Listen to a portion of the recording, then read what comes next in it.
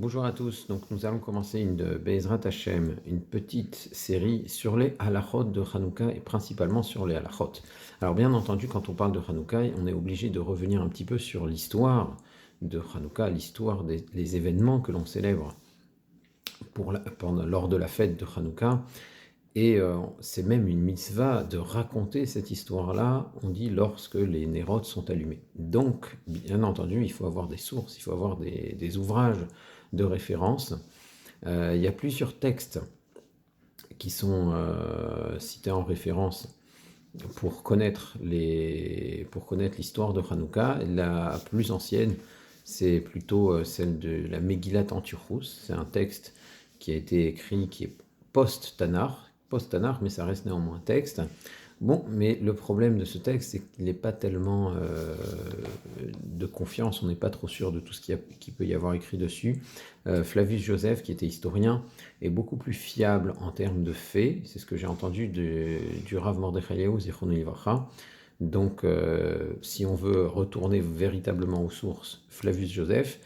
Si on veut des textes un peu plus récents, des ouvrages un peu plus récents qui nous parlent, je vous encourage notamment à consulter l'ouvrage de Madame Marianne Picard, Zichrouna Livracha, qui était prof d'histoire et directrice d'école, qui s'appelle Juifs et judaïsme, et qui explique toute cette période de la révolte des Hashmonaïm, de la façon dont les Grecs se comportaient, etc., de façon extrêmement précise et claire. Alors, quand est-ce que la victoire des Hashmonaïm a eu lieu? En général, dans les datations classiques, on la situe plutôt, cette victoire, vers 3622, 3622 bien entendu de la création, ce qui donne moins 139 de l'ère chrétienne. Madame Picard, dans Juifs et judaïsme, elle situe la victoire des Hashmonaïm plutôt en moins 165. Bon, donc on voit déjà que la date exacte de cette révolte est assez incertaine. Et voilà ce que les Chachamim enseignent, et cette braïta est rapportée dans Masechet Shabbat à propos de Hanouka. Le 25 Kislev, les 8 jours de Hanouka commencent, pendant lesquels il est interdit de jeûner et de prononcer des oraisons funèbres, des hespédim donc. Pourquoi? Car quand les Grecs sont entrés dans le Beth Amikdash, ils ont rendu impures toutes les huiles. Et quand la dynastie de la famille des Hashmonaïm a pris le dessus sur eux, sur les Grecs, ils ont vérifié et n'ont trouvé qu'une cruche d'huile laissée avec le seau du Kohen Gadol, et qui ne contenait que de quoi allumer la menorah un jour. Un ess se produisit, et ils allumèrent pendant 8 jours. L'année suivante, ils les fixèrent, ces jours-là, ces jours de Hanouka, et en firent des Yamim Tovim dans les louanges et les remerciements. Voilà, c'est assez succinct, c'est assez bref. On ne dit pas combien de temps ça a pris, on ne donne pas beaucoup de détails. Le Rambam, Maïmonide, dans les Halachot, donne un peu plus de détails. Et vraisemblablement, il avait lu Flavius Joseph comme beaucoup de Rishonim, comme Rashi, etc. C'était un ouvrage quand même de référence à cette époque.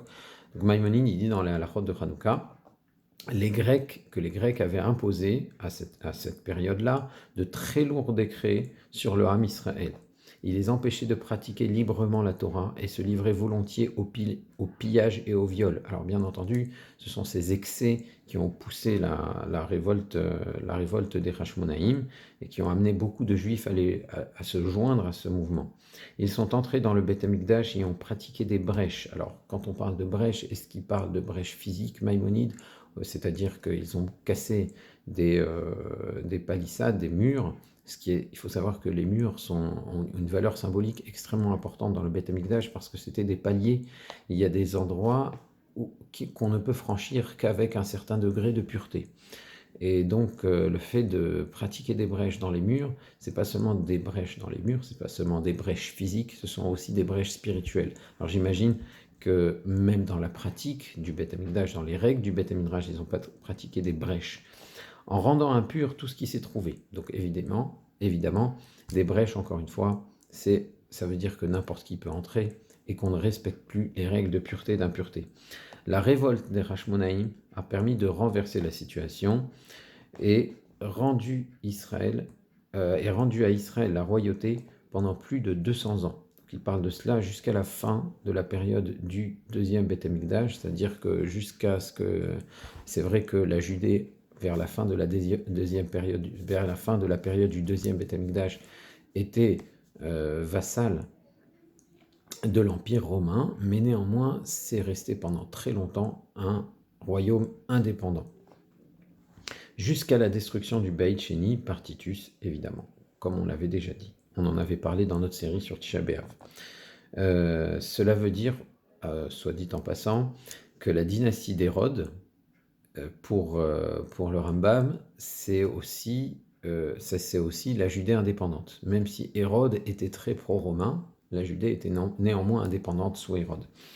Rambam précise, Maïmonide, que les 8 jours pendant lesquels l'huile de la cruche a servi ont permis de pouvoir presser de l'huile pure. C'est-à-dire qu'en réalité, pourquoi il fallait que ça dure 8 jours? C'est parce que c'était le temps nécessaire pour pouvoir presser de l'huile en état de pureté.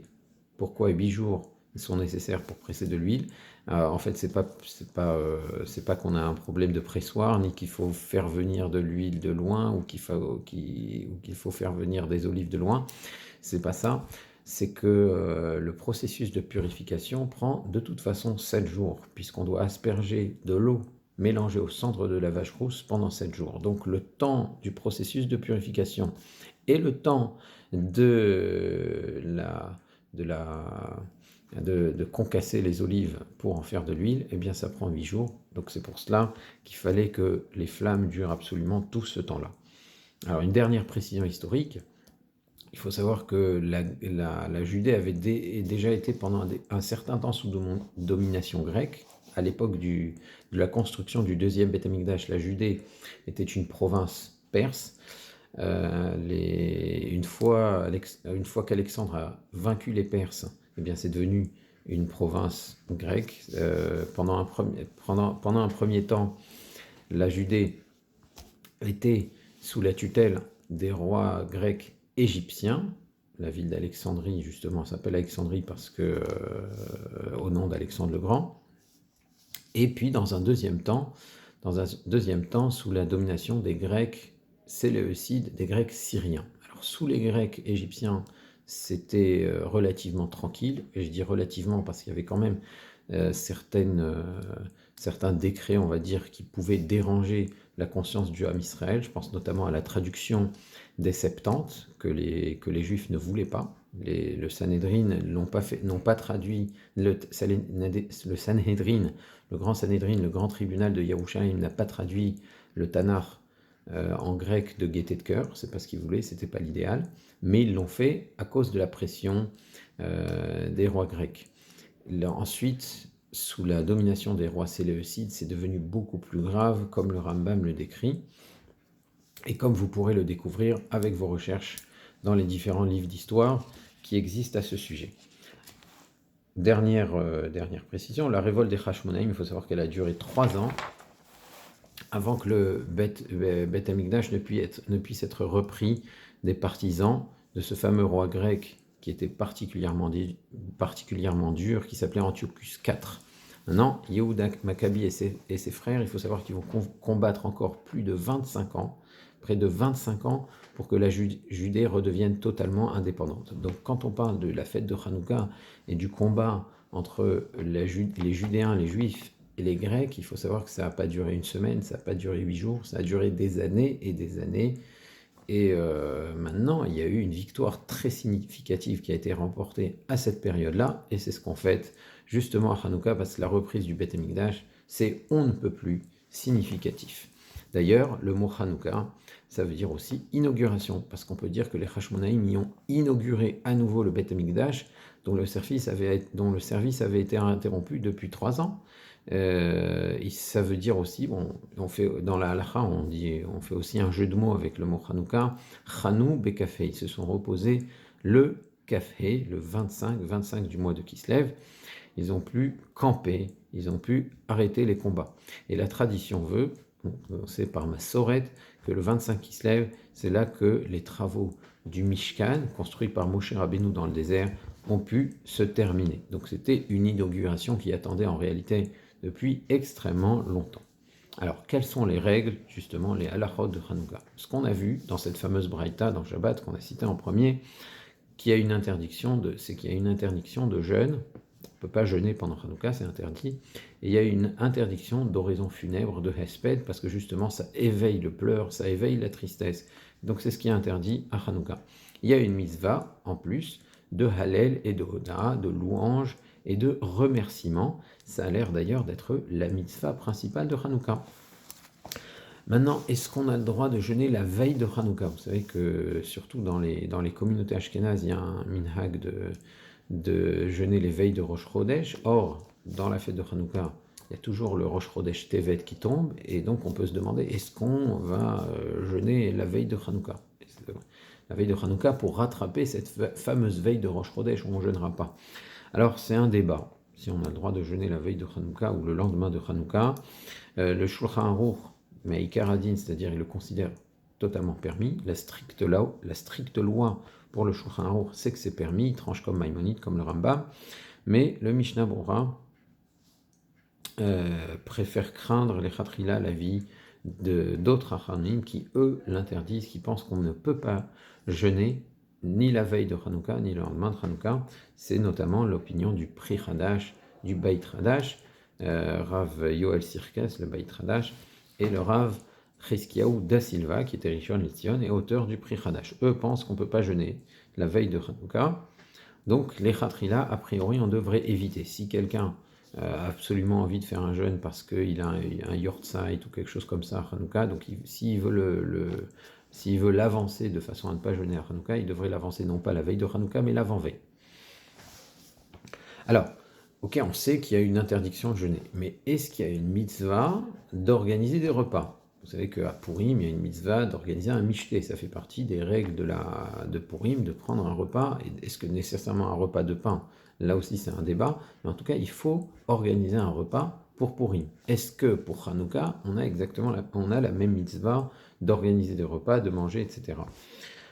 Alors, le Shulchan Aruch tranche clairement qu'il n'y a pas de mitzvah à manger à Hanouka. Ça veut dire on ne va pas jeûner, on prend nos repas normalement, mais on ne va pas pour autant préparer de repas plus copieux que l'ordinaire. Ça, c'est ce que pense le Shulchan Aruch. Il dit que les jours de Hanouka n'ont pas été fixés les mishté vesimcha pour des repas de joie, pour des repas festifs, mais behalel ou voda pour la louange et pour les remerciements. Alors pourquoi cette différence? Bien entendu, beaucoup d'Acharonim rapportent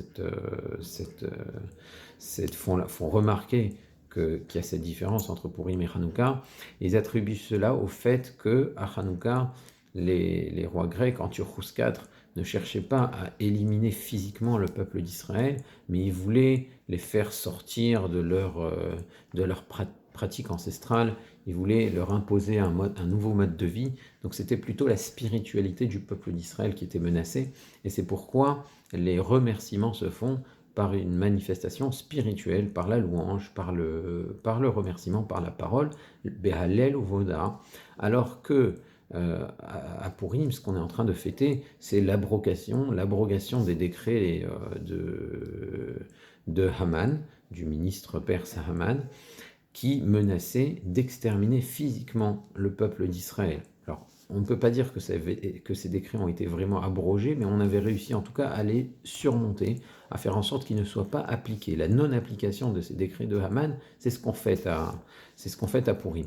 Et donc, étant donné que les décrets de Haman représentaient une menace physique pour le Ham Israël, eh bien, on fête Purim de façon physique, avec des repas physiques, avec des vrais repas festifs, donc de la viande, du vin, mais ce n'est pas une règle de Hanouka. Par contre, le Rama, Rav Moshe Isserles, lui rapporte qu'il y a d'autres avis qui estiment qu'il y a une mitzvah à organiser des repas à Hanouka. C'est l'opinion du Mordechai et du Maïmonide. D'accord? Le Shulchan Aruch, lui, quand il tranche qu'il n'y a pas de mitzvah de manger, c'est aussi une opinion qui existe, c'est celle du Maharam de Rothenburg. Mais le Rama, lui, il dit qu'il y a d'autres avis. Il n'y a pas que le Maharam de Rothenburg qui pense ça. C'est-à-dire, il y a une tchouva, effectivement, il y a une réponse du Maharam de Rothenburg qui dit qu'il n'y a pas de mitzvah. Mais le Mordechai, étonnamment, le Mordechai était élève du Maharam de Rothenburg. Et pourtant, il tranche qu'il y a une mitzvah de manger à Hanouka. Et Maïmonide aussi laisse entendre qui a une mitzvah de manger à Hanouka, puisqu'il parle de Yemé Simcha, et en général, quand on parle de Simcha sans autre précision, ça veut dire que ça doit être accompagné d'un repas. La Simcha, ça se fait toujours avec un bon repas. Alors, donc ça laisse, c'est une question qui est en débat dans les décisionnaires, dans les poskim. Est-ce qu'il y a une mitzvah de manger à Hanouka? Ce qui est intéressant de remarquer, c'est que la Megillat Anturchus, qui est un texte dont on a parlé, qui est un texte qui a été écrit après la clôture du Tanakh, c'est pas, encore une fois, c'est pas évident qu'on puisse s'appuyer dessus pour prendre des décisions halachiques, mais c'est intéressant de remarquer, en tout cas, que la Megillat Hashmonaïm, la Megillat Anturchus, qui décrit la guerre la révolte des Hashmonaïm contre le roi Anturchus, parle de Yemé Mishte Vesimcha, des jours de festin et de joie, quand elle parle de Hanouka. Donc ça veut dire que le fait de dire que Hanouka, il y a une mitzvah d'organiser des repas un peu plus festifs qu'à l'ordinaire, elle a quand même des sources assez anciennes et assez solides. Maintenant, comme ça ne fait pas l'unanimité, et le Shulchan Aruch tranche clairement qu'il n'y a pas de mitzvah à organiser des repas à Hanouka, ce qu'on a l'habitude de faire quand on organise des repas à Hanouka, c'est d'en profiter pour chanter, pour dire des divrei Torah, et quand on chante et on dit des divrei Torah dans les repas de Hanouka, ça devient, d'après tout le monde, des repas de mitzvah, puisque la mitzvah principale de Hanouka, c'est le Hallel et la Hoda. Si le repas est une occasion de Hallel, de louange et de remerciement et de divrei Torah pour rappeler les nissim, les merveilles qu'Akadosh Baruch Hu a pu faire au peuple d'Israël par l'intermédiaire de la révolte des Hashmonaïm, eh bien, on est tout à fait dans l'esprit de la fête. On peut dire que ce sont des repas de mitzvah. Donc voilà pour le Hallel, pour la louange et la Hoda. Bien sûr, on parlera Be'ezrat Hashem de l'organisation des tefilot de Hanouka. Mais la mitzvah qui est le plus marquante, la mitzvah qui est la plus marquante pour Hanouka, c'est certainement celle de l'allumage des Nerot, des bougies de Hanouka. C'est tellement important que les Chachamim vont jusqu'à dire qu'un pauvre doit être prêt à vendre son vêtement pour acheter de quoi allumer les Nerot de Hanouka. Alors, bien entendu, quand on dit qu'il doit être prêt à vendre pour acheter les Nerot de Hanouka, on ne veut pas dire qu'il doit être prêt à acheter de la meilleure huile, etc. Alors, normalement, s'il est dans une telle misère, on ne va lui demander que d'allumer une flamme par soir, qui est ce qu'on appelle le Haïkar Hadin. C'est la seule chose qui s'impose, et c'est la mitzvah minimale. Alors, bien entendu, Baruch Hashem, je pense que de nos jours, ces situations de misère sont, je l'espère, extrêmement rares. En général, on trouve assez facilement de quoi allumer les Nerot de Hanouka, même, on va le voir, pour ce qui est de Mehadrin, Mina Mehadrin, même avec 44 bougies pour toute la fête de Hanouka. Mais ça nous donne une idée de la chashivut, de l'importance que les chachamim attachaient à cette mitzvah. Alors, il y a, pourquoi on parle de mitzvah minimale et de mitzvah mehadrin, mina mehadrin, parce que justement, la Masechet Shabbat, elle rapporte qu'il y a une gradation au sujet de la mitzvah d'allumage des Nerot de Hanouka.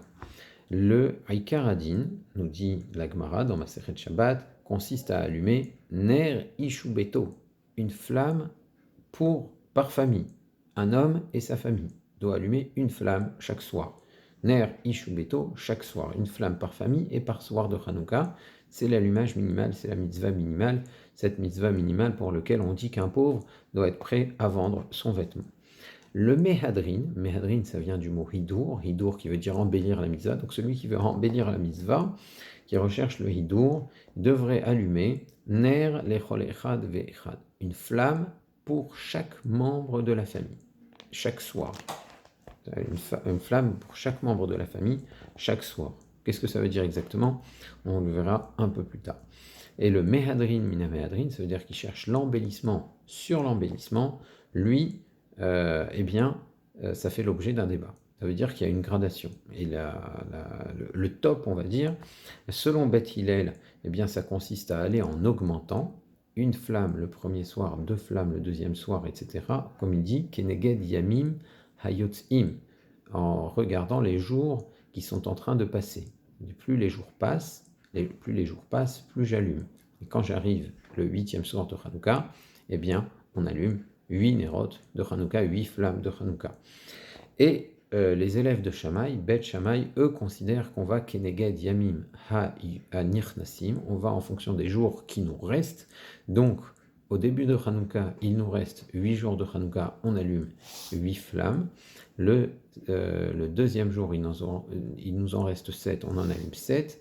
8, 7, 7, 6, 5, 4, 3, 2, 1 et un dernier pour le dernier jour de Hanouka. Ça paraît étrange parce qu'effectivement, la halakha, évidemment, suit l'opinion de Beth Hillel, et puis aussi, on préfère cette notion d'aller en augmentant. C'est d'ailleurs l'autre argument de Beth Hillel, c'est pas seulement Keneged Yamim à Yotzim, mais c'est aussi parce que Ma'alin Bakodesh, on va en augmentant dans la Gdusha, donc on veut allumer de plus en plus de flammes, Velomo, Ve'en Moridim, et on ne descend pas. Par contre, Bet Shammai, eux aussi ont un argument. Pourquoi ils vont en descendant? Oui, il existe une mitzvah où il y a une gradation dans la Torah. Et normalement, si les Chachamim ont institué quelque chose, alors quel peut être le seul exemple dans la Torah qui va leur servir? Normalement, si les Chachamim créent une nouvelle mitzvah, ils doivent toujours se calquer à quelque chose d'existant dans la Torah. Et c'est pour ça que Bet Shammai, finalement, même si ça nous paraît étrange, ils ont vraiment une logique. Et dans la Torah, la seule situation où il y a une gradation en offrande, eh bien c'est une offrande de la fête de Sukkot. Il s'agit de ce qu'on appelle les paré hahag, les bœufs de la fête. On offre 70 bœufs pendant la fête de Sukkot. On dit qu'on les offre justement par protection pour toutes les nations de la terre, les 70 enfants de Noach qui sont dans Parashat Noach, donc qui forment la population de toute l'humanité. Et on va en diminuant, on apporte 13 bœufs le premier jour de Sukkot, puis 12, puis 11, etc., pour enfin n'en apporter que 7 le 7e jour de Sukkot. Donc on va de 13 à 7, on va en diminuant, 13, 12, 11, 10, 9, 8, 7, on va en diminuant pour apporter ces bœufs. Donc, vu que c'est la mitzvah où il y a une gradation dans la Torah, et que le Mehadrin, Minha Mehadrin, pour l'allumage des Nerot de Hanouka veut être une gradation, donc on devrait se calquer sur la mitzvah des bœufs de la fête. Voilà l'argument des élèves de Shammai. Alors, encore une fois, il est évident que la halakha suit l'opinion de Beth Hillel, il est même interdit de faire comme Beth Shammai. Pourquoi? Parce que le fait de suivre Beth Shammai à un moment donné, c'était une menace pour l'unité même du peuple d'Israël. C'est pourquoi il a été décidé, à l'époque des Tanaïm déjà, de ne suivre que l'opinion de Beth Hillel. Peut-être qu'on pourra revenir sur cette notion à l'occasion. Alors, ce qui est le plus intéressant dans cette affaire, ce n'est pas seulement le Mehadrin, Mina Mehadrin selon Beth Hillel, c'est le débat le débat que suscite justement cette gradation c'est un débat entre Maïmonide et Rabbeinu Yitzhak, le célèbre Baal HaTosfot, célèbre petit-fils de Rashi. Le Rabbeinu Yitzhak, le Baal HaTosfot, lui pense qu'on ne peut pas on ne peut pas additionner le Mehadrin avec le Mehadrin Mina Mehadrin. C'est-à-dire que si je veux faire comme Beth Hillel et allumer aller en augmentant une bougie le premier soir, deux le deuxième soir, etc., 3 flammes le troisième soir, si je veux faire comme ça, alors à ce moment-là, je ne peux plus allumer Ner Lechol Echad Ve'echad, je ne peux plus mettre une flamme par membre de la famille, parce que si j'allume une flamme par membre de la famille, ce qui va se passer, c'est qu'il va y avoir une confusion. Autrement dit, le Mehadrin Mina Mehadrin, le top, c'est quoi le top? C'est de pouvoir voir l'augmentation des jours, c'est de pouvoir voir en fonction du nombre de flammes à la fenêtre ou à la porte ou au portail de la villa, de pouvoir voir le nombre de jours qui avancent au fur et à mesure de la fête. Alors que si maintenant j'allume autant de flammes que de membres de la famille, eh bien le premier soir, je vais voir par exemple 3 flammes, Je ne saurais pas si on est le troisième jour ou si et il y a 3 personnes dans cette maison. Et ainsi de suite. Donc si je veux constater le nombre de jours en voyant les flammes de Hanouka, je ne peux pas additionner le Mehadrin avec le Mehadrin Mina Mehadrin. Donc si on veut faire Mehadrin Mina Mehadrin Kon Bet Hillel, eh bien il n'y a que le père de famille qui va allumer la Hanoukia. Ça c'est l'opinion de Ri Baal HaTosafot. Mais Maïmonide, lui, dit que le hidour, c'est quoi le Mehadrin, Mina Mehadrin? Le hidour, c'est qu'il y ait une augmentation de la lumière. Plus tu mets de la lumière, mieux c'est. Plus il y a de flammes, mieux c'est. Et c'est ça l'esprit des Nérodes de Hanouka. Donc, le Ikaradin, on va dire, la mitzvah minimale, c'est une flamme par soir. Il faut qu'il y ait de la lumière, absolument, une flamme par soir. Si je veux faire ce qu'on appelle un simple hidour, un mehadrin, eh bien je vais en allumer autant que de membres de la famille. Par exemple, une famille avec un enfant, eh bien on va allumer 3 flammes, un pour le mari, un pour la femme, un pour l'enfant. C'est ce que dit Rambam, Ish Veisha. Donc on en allumerait 3 le premier soir et 3 le deuxième soir, etc. Ça serait le hidour. Et si on voulait faire mehadrin mina mehadrin, c'est d'aller en augmentant dans la quantité de lumière. Le premier soir, je vais en allumer 3, le deuxième soir, je vais en allumer 6, le troisième soir, 9, etc. jusqu'à en allumer 24 le 8e soir. Ça, c'est pour une famille avec un enfant. Imaginez ce que c'est une famille avec Bianara, 3 enfants, 4 enfants, etc. Ça ferait beaucoup, beaucoup de lumière le 8e soir. Mais là, effectivement, on ne distingue plus rien, et vraisemblablement, selon Maïmonide, ça ne pose pas de problème. Et ce qui est intéressant, c'est que dans le Shulchan Aruch, le Rav Yosef Karo tranche comme, semble trancher comme les Tosafot. Il dit qu'il n'y a que le chef de famille qui allume Mehadrin, Mina Mehadrin, et qui va en augmentant. Les enfants n'allument pas, on ne dit pas ner les Chol Ben Baït, on ne parle pas de flammes pour chaque membre de la famille, alors que le Rama, Rav Moshe Serles, dit que chaque Ben Baït doit allumer sa Hanoukia, Mehadrin, Mina Mehadrin, et donc semble plutôt pencher comme l'opinion de Maïmonide. Alors ça suscite l'étonnement du Toré Zahav, du Rav David Halevi Segal. Il dit c'est assez surprenant que Rav Yosef Karo, contrairement à son habitude, préfère l'opinion des Tosafot, alors qu'il a l'habitude de trancher comme Maïmonide, comme le Rambam, alors que le Rama, lui, qui a plutôt l'habitude d'être influencé par les décisions des Baal et à Tosafot, des commentateurs de France et d'Allemagne, lui, il va plutôt trancher comme le Rambam, comme Maïmonide, et il va délaisser l'opinion des Tosafot. Qu'est-ce qui explique cette nouveauté comme ça qu'on voit dans les halachot de Hanouka? Alors j'avais un moré à l'école qui me disait que c'était le Nes Hanouka, mais si on analyse un peu plus attentivement le cheminement et la logique du Rav Yosef Karo et celle du Rama, on se rend compte qu'en réalité il n'y a aucune exception, et c'est ce qu'on verra Be'ezrat Hashem lors d'une prochaine séance. Au revoir.